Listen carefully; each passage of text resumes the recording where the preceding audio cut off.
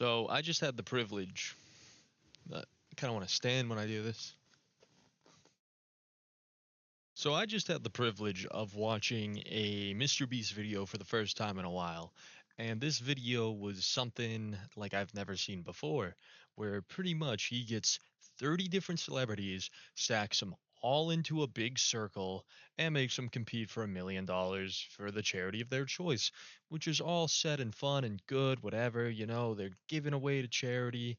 It's all good. However, the amount of advertising and how awkward it just looked for all the celebrities that were there was absolutely bonkers to me. I mean, there's my favorite clip from it was Howie Mandel talking about his beast bar, his Jack Link's Mr. Beast bar, and the way he says it and the way everyone's just looking at him, it almost looks like he has Alzheimer's. Not saying he does, but it just like the soullessness and the stare. It just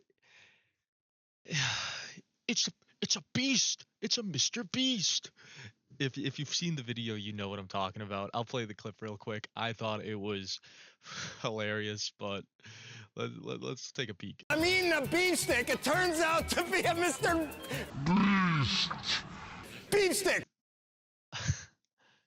So a little side note after watching some of the video again, the Mr. Beast 30 celebrities video, is that Howie Mandel already knew it was a Mr. Beef stick. So in the second game, they have to like hug a pole, and whoever can hold on the longest stays in.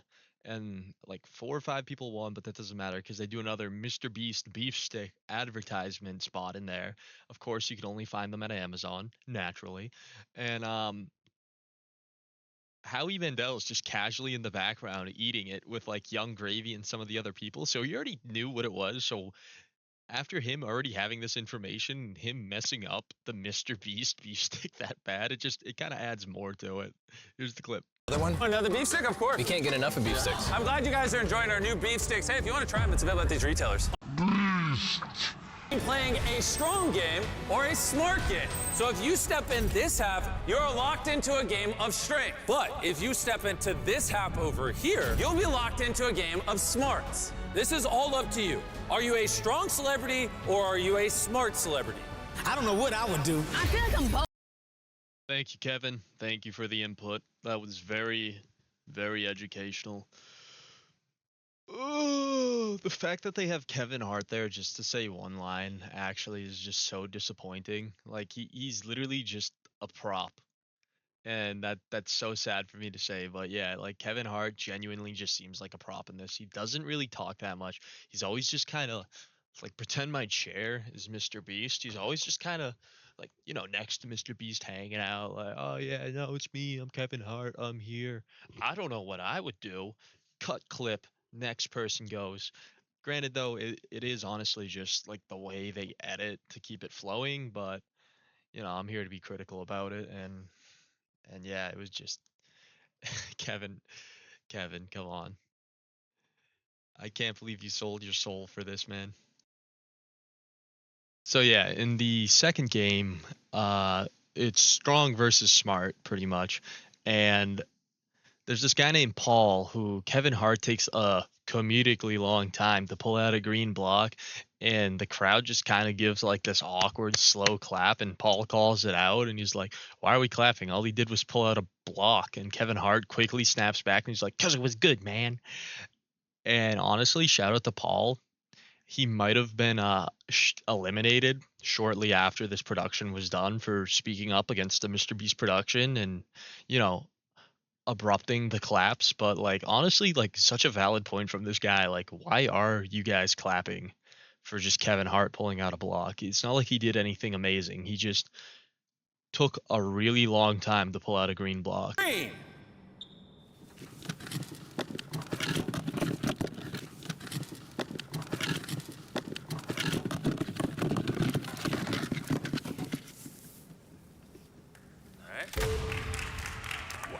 Wait, why are we applauding for that? He took a green... It was good. Yeah, so after the smart versus strong games, we get the cooking competition where, the Howie Mandel beef stick, where that happens, but pretty much the groups are divided into threes. So you got, Howie Mandel's team, you got like the team of musicians that team up, the team of comedians that team up, and so on. But I just thought this was funny, and this just goes to show you the type of person Howie is. Howie gets placed on a team with two other girls. I don't know their name. But they're two younger girls, like in their probably 30s, 20s, whatever. And Howie is, I don't know, probably like 78, 60, whatever. He's a dinosaur. And it's a cooking competition. And in my mind, I'm thinking like, oh, Howie should be great at this. Like he's an old man, like he probably has a few dishes under his belt. And just immediately, right when the time starts, he looks at these two girls and he's like, what are you cooking? What, you don't know how to cook? You women don't know how to cook food? This is preposterous. What can I cook? I don't know. Like he's like a brick wall. Like the man has never cooked a meal in his life or something.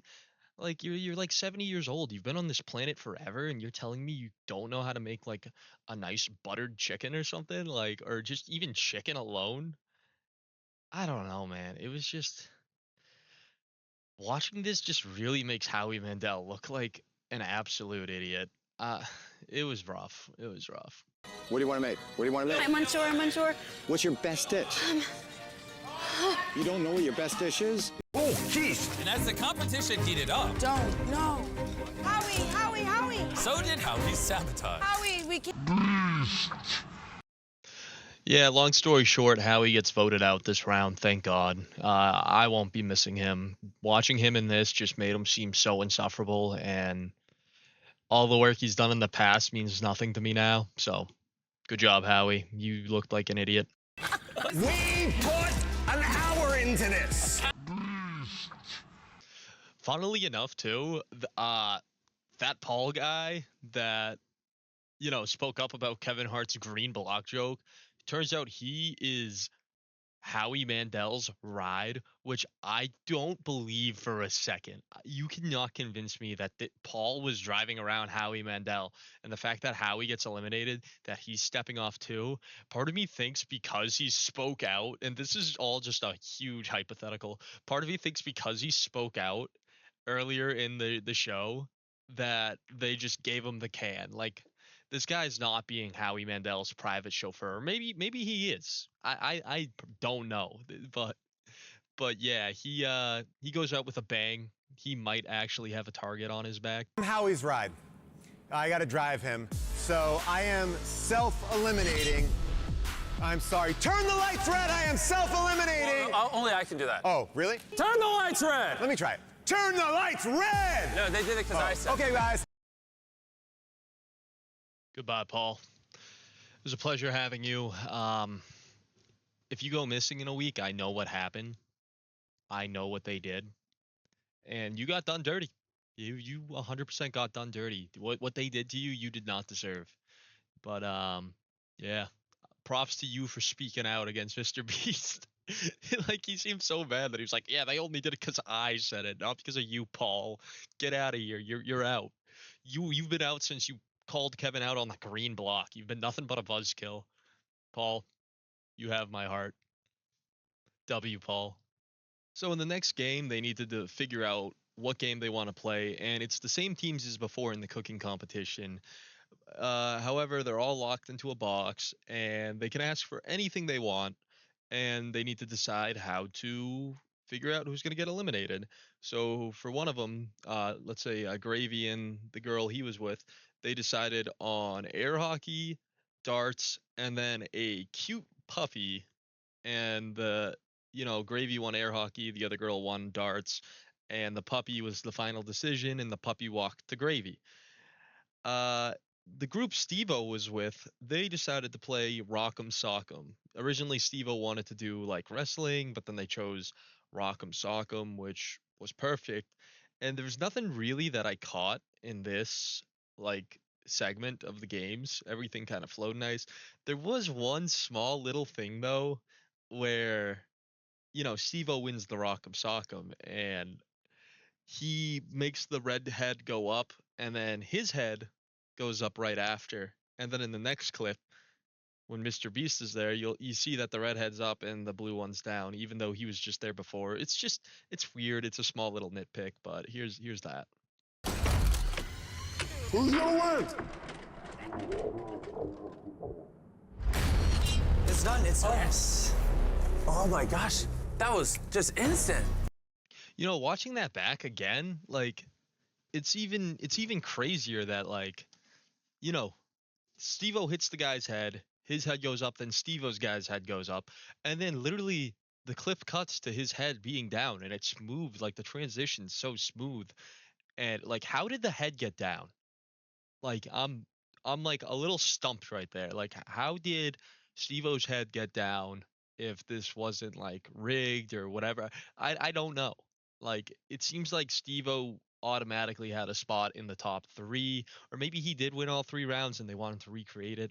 I don't know, but it's strange. Here's the same clip but slowed down. Kind of fishy. That's all I'm saying. And yeah, that's pretty much the video. Steve-O wins. Sorry to spoil it if you were gonna watch it, but that's really about it. It's crazy to see that Mr. Beast is now like sponsored by Amazon and all this stuff, and what he's been able to do. I think he has like 431 million subscribers, but it's crazy to think that he was just this guy and now he is where he is. I don't hate him. It was a crazy video to watch. It felt weird to me, just taking 30 celebrities and making them compete for $1 million. Granted, though, it was for charity, so I guess that's the good thing that came out of it. But yeah, that's about it. See ya.